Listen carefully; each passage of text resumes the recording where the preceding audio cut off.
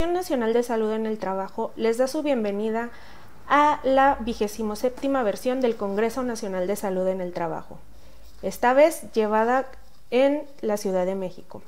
Mi nombre es Cintia Nayeli Rodríguez Márquez, soy médico cirujano, egresado de la Facultad de Medicina y Nutrición de la UGED Durango. Además, curso el segundo año de la especialidad de geriatría en el Hospital General de Occidente en Guadalajara, Jalisco. Así como también soy miembro del Comité Académico Científico de la Federación Nacional de Salud en el Trabajo. En esta ocasión les haré un pequeño tutorial para realizar su formato de trabajos de investigación. Van a recibir un link en su correo donde les aparecerá esta primera pantalla. La primera sección corresponde a los datos personales del investigador que va a presentar el trabajo. Primeramente, vamos a llenar el nombre iniciando con apellido paterno, materno y nombre o nombre según corresponda.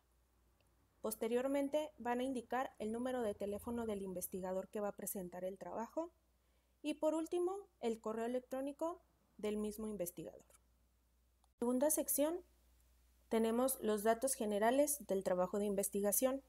Primeramente vamos a seleccionar el área de conocimiento donde se enmarca en su trabajo. Tenemos promoción de la salud, ergonomía, uso y manejo de químicos, enfermedades emergentes, bronconeumopatías de origen laboral, audiología laboral, cáncer laboral, rehabilitación, alteraciones moleculares, programas de asistencia a empleados, sistemas de protección en seguridad y aplicación de normas o riesgos psicosociales en el trabajo y salud mental en el trabajo.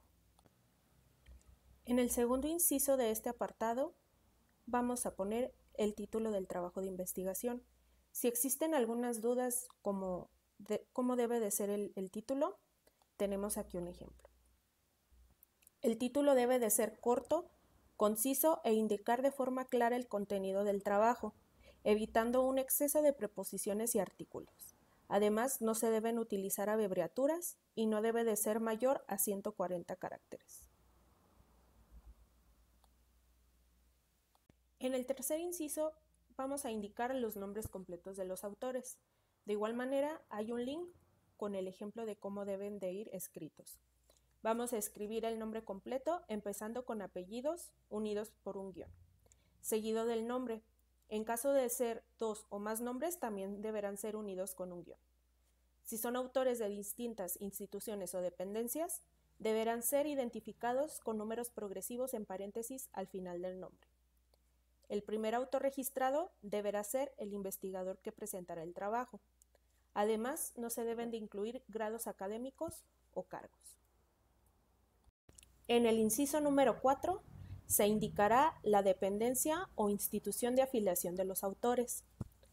En el link que nos muestra el ejemplo, nos dice que debemos de enumerarlos entre paréntesis al inicio.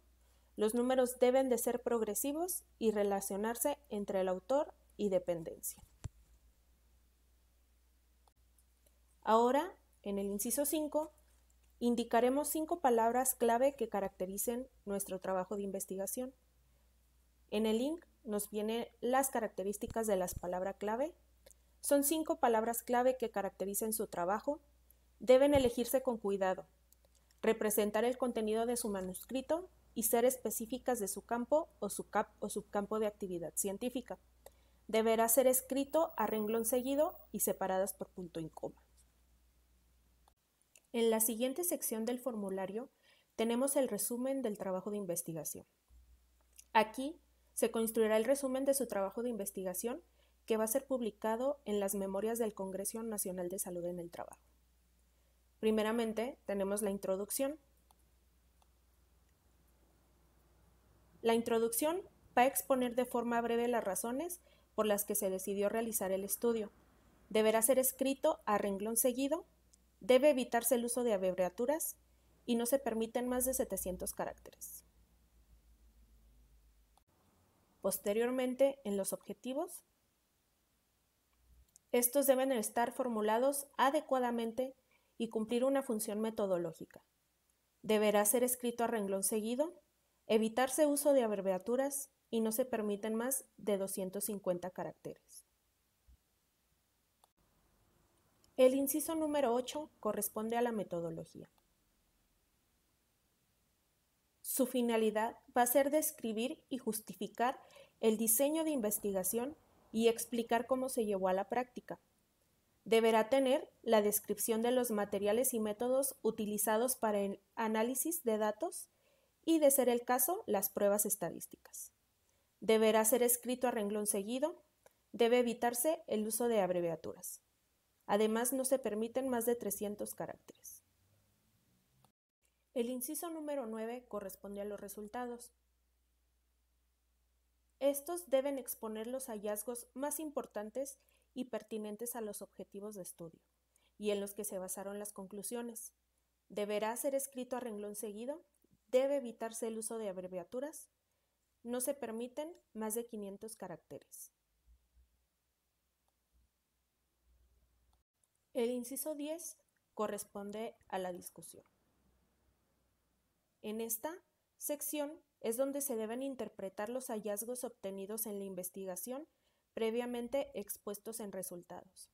Se deben mostrar las similitudes y diferencias con los resultados de otros autores, resaltando los motivos que puedan explicar estas diferencias. Deberá ser escrito a renglón seguido. Debe evitarse el uso de abreviaturas y no se permiten más de 800 caracteres. El inciso número 11 corresponde a las conclusiones. Aquí es un pequeño párrafo que representa el resultado final de la investigación o propone un resultado adicional sobre el tema. Deberá ser escrito a renglón seguido. Debe evitarse el uso de abreviaturas. No se permiten más de 500 caracteres. El inciso número 12 corresponde a las consideraciones éticas. Aquí debe de ser una breve descripción del marco de referencia que utilizó o si utilizó consentimiento informado. No se permiten más de 300 caracteres. Y por último, en esta sección, las referencias bibliográficas. Estas deben de ser en formato APA.